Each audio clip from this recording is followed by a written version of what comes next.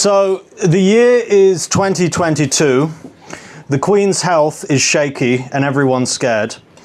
And I'm back in London for 6 months to make a bit of money. Because believe it or not, in London, the pay is higher than Krakow.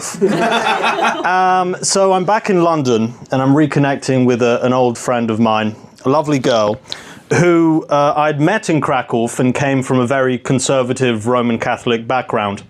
And I met her in Soho for chicken wings or something. And she said to me, I suppose, essentially she came out to me in a way. She said, Oliver, it's good to see you. I still have feelings for you. Let's say her name is Claire. And she said, but I'll be honest with you, I've had a bit of a transformation, a bit of a transmogrification, a bit of a metamorphosis. Right? Yeah. She said to me, well, I suppose they said to me, listen, I'm non-binary now, so I'm they. I know. I'm they. she's a good person though. So I'm they/them now, and I've also come to terms with being bisexual. And I'm like, okay, cool. I don't know what non-binary means, but I'm all on board for the bisexuality. You know, I can't lie to you. I know, I'm a scumbag. I'm a scumbag. Anyway, she said to me, listen, you know my family, they're super conservative and they're really boring and Catholic. And I was like, yeah, I know, I met them. And she said, I want to go to a club tonight. It's in Finsbury Park. And it's called the Crossbreed Club. Yeah. And I was like, oh, what is that? And she said, it's like a fun, experimental, sort of alt, queer, disco, funk, beast club. I don't know what it was. And she said, you know, I'll meet you at 8. Excuse me, pardon me, sorry. Sorry, I've had a lot of coke and other things. And she said, meet me at this club at like 8, it'll be a lot of fun, it's a bit different, but it's, you know, a good time. And I was like, oh, okay. I don't normally do this sort of thing. I don't go to strange clubs. I go to regular pubs and bars and make a fool of myself, but not potentially in front of other people who you know, have something a bit different up with them. And I went to this place, it was Crossbreed Club, and it was a huge line, and we finally got to the front. So we were having to go through security, right? So it was like an airport, except we weren't allowed to leave London, so that was awful. And we finally got to the front of the queue. I mean, we got to the front door of the club, and they'd been, you know, scanning us and everything, making sure we didn't have any sharp weaponry on us. Exactly. I mean, it's London, so it's very likely we did, but you know, we got rid of it. And I got into the club, and everyone is basically almost completely nude in this club.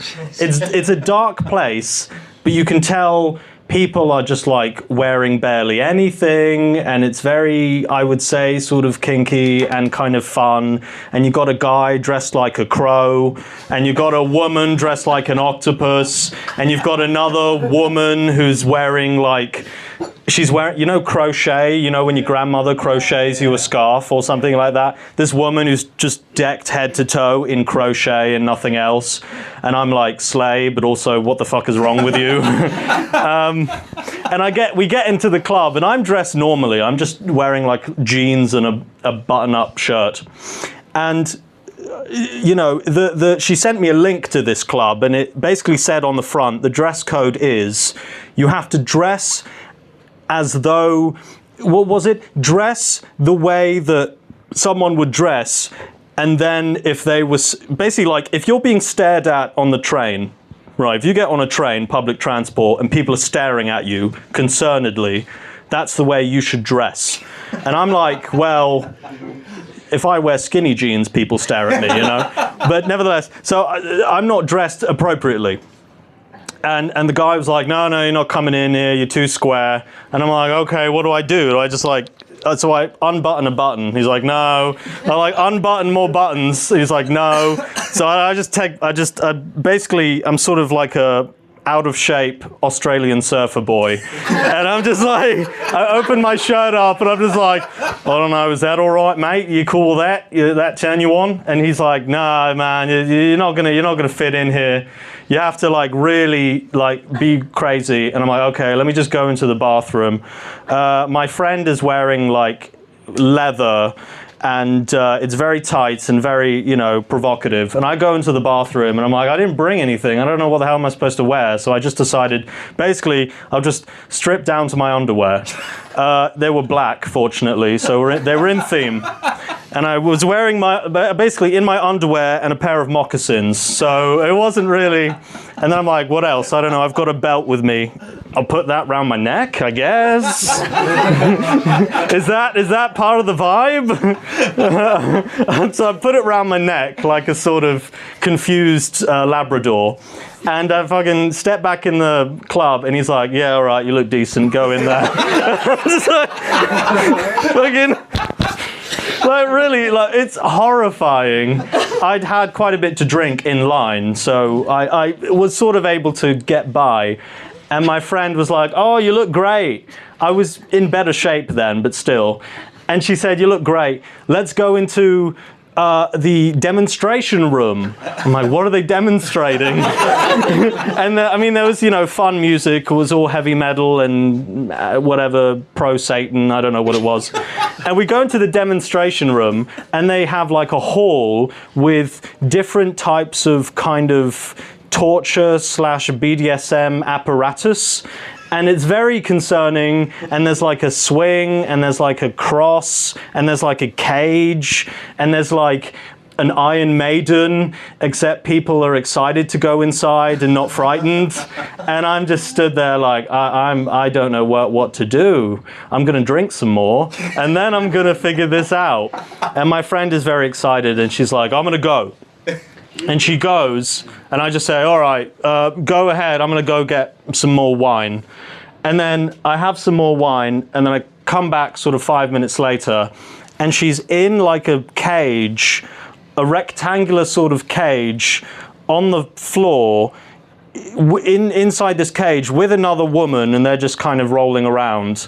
And I'm like, okay, fine. Might as well, just do what you like. And then she starts having what I assume is a panic attack, because the girl gets off and she starts kind of clutching her chest.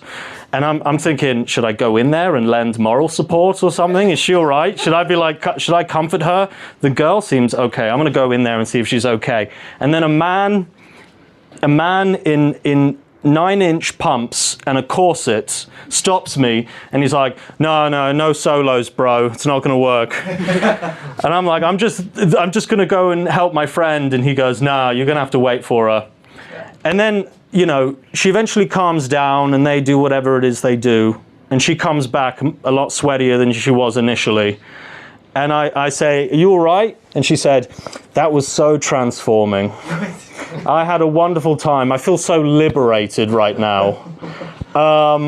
We should come here again next month for the Vampire Masquerade. And I just say, listen, I'm glad you had fun.